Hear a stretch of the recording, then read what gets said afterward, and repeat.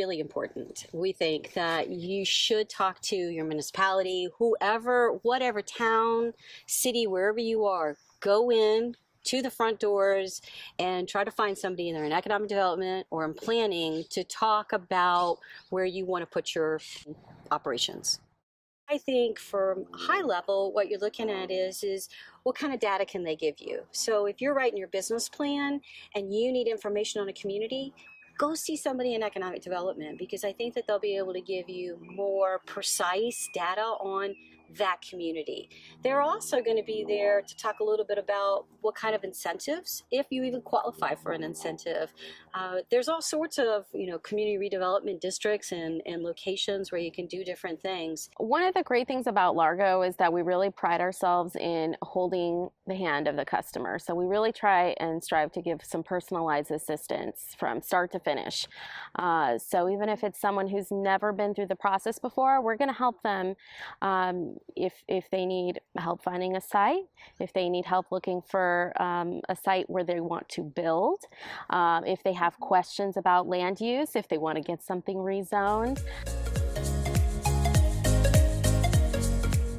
You want to make sure that they are specialized in whatever type of tenant build out that you need. So you want to have someone that has a good project management experience. You want to have a licensed contractor. You want to make sure that they have insurance. You want to make sure that if you need a design professional, that they also have the background and experience. Make sure you go out and get your quotes, compare their background, and ask for examples of projects that they have. One of the biggest things in finding the location is your broker, your agent or broker. They get one that knows the community that you're going into.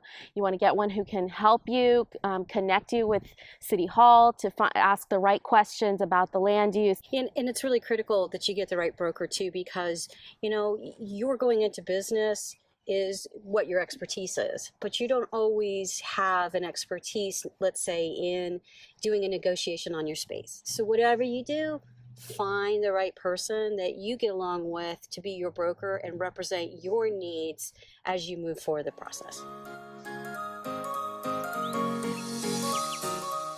The thing is don't go look for a site until you have your business plan done and you understand who your customer is.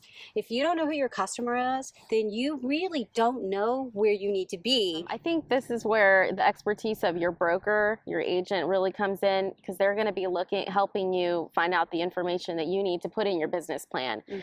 They will help you find out what the traffic counts are. They're going to be able to help you find out what the turnover rate was for the tenants in the rest of a center. And they're going to be looking at that important data that sometimes you wouldn't think to ask for, and they may have resources to help you find that information to include in your plan. Good point.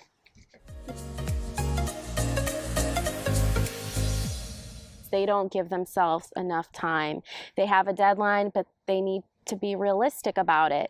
They need to understand how much work is going to be going into their space, how much time, permits, plans, any kind of resubmittals that they may have to make, or if there's any kind of retrofit that they have to do to their space to bring it up to that code. And there's always that pitfall. You have a certain date in mind, but you don't plan for a contingency. And I see that's where people sometimes get in trouble, or they don't have, again, going back to the team, maybe they don't have a reliable contractor, someone leaves the permit open, they're not really corresponding with you or having good communication. And that's, again, also why it goes back to having good communication with the city.